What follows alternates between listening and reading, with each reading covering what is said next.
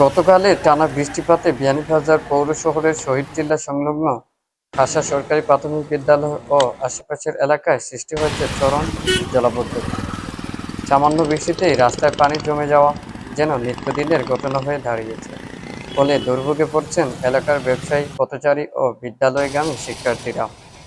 স্থানীয় সূত্রে জানা যায়, শহরের গুরুত্বপূর্ণ এলাকা শহীদ টিলা ও খাসা সরকারি বিদ্যালয়ের সামনের প্রধান রাস্তাটি দীর্ঘদিন ধরে ড্রেনেজ সমস্যায় ভুগছে। বর্ষা মৌসুম তো বটে, সাধারণ বর্ষণেও ওই এলাকায় পানি জমে হাঁটু পানি হয়ে যায়। পর্যাপ্ত পানি নিষ্কাশনের ব্যবস্থা না থাকায় দীর্ঘ সময় ধরে জমে থাকা পানির কারণে শিক্ষার্থী, শিক্ষক, অভিভাবক সহ সকল পথচারীদের চলাফেরায় বিপত্তি দেখা দেয়। কাছে সরকারি বিদ্যালয়ের এক অভিভাবক বলেন, প্রতিদিন সকালে বাচ্চাদের নিয়ে স্কুলে আসা আমাদের জন্য এক ধরনের যুদ্ধ। পানি ও কাদার ভেতর দিয়ে পা ফেলে স্কুলে পৌঁছাতে হয়। এতে ছোট শিশুদের পড়ে যাওয়ারও আশঙ্কা থাকে। অনেক সময় ভয়ে তারা স্কুলে আসতেই চায় না।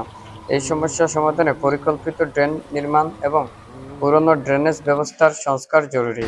এ বিষয়ে পৌরসভার দৃষ্টি আকর্ষণ করে একজন সাধারণ নাগরিক বলেন, আমরা চাই পৌর কর্তৃপক্ষ দ্রুত পদক্ষেপ নিক।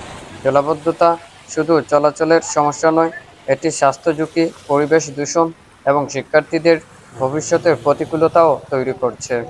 এদিকে এলাকাবাসী আশাবাদ ব্যক্ত করেছেন যে পৌর কর্তৃপক্ষ যদি জনস্বার্থে দ্রুত কার্যকর ব্যবস্থা গ্রহণ করেন, তাহলে এই দীর্ঘদিনের দুর্ভোগ থেকে মুক্তি পাওয়া সম্ভব। আব্দুল হাকিম, সিলেট 21।